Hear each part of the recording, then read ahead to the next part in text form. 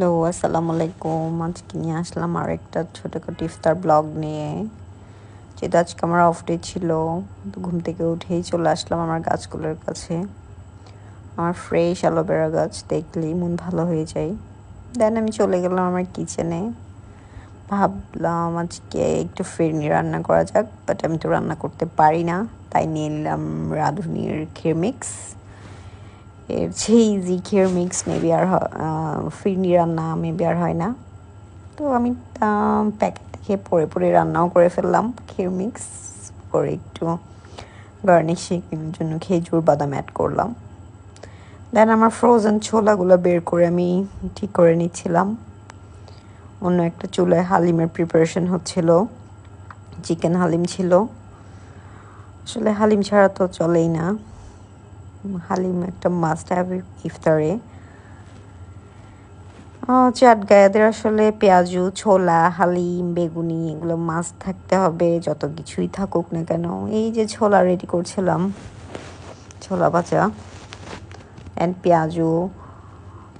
পেঁয়াজু বেগুনির batter ready করছিলাম। আসলে আজকে আমি সব কিছু আমার নিজের হাতেই করার চেষ্টা করছিলাম, যেহেতু আগামীকাল থেকে আমি আর পারবো না, তাই আজকে নিজেই সব কিছু করছিলাম।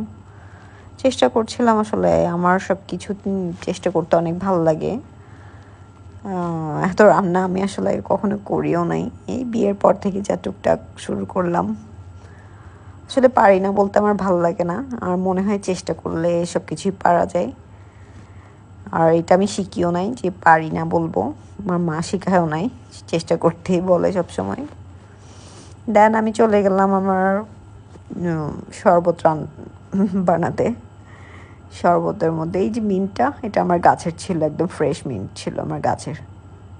এই তো মিন্ট লাস্সিটা কালকে সবাই অনেক পছন্দ করেছিল, তাই আবার সেম ড্রিঙ্কসটাই করলাম।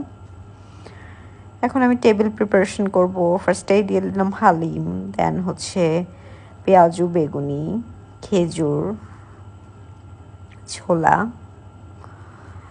চাটগায়াস ফেভারিট ছোলা।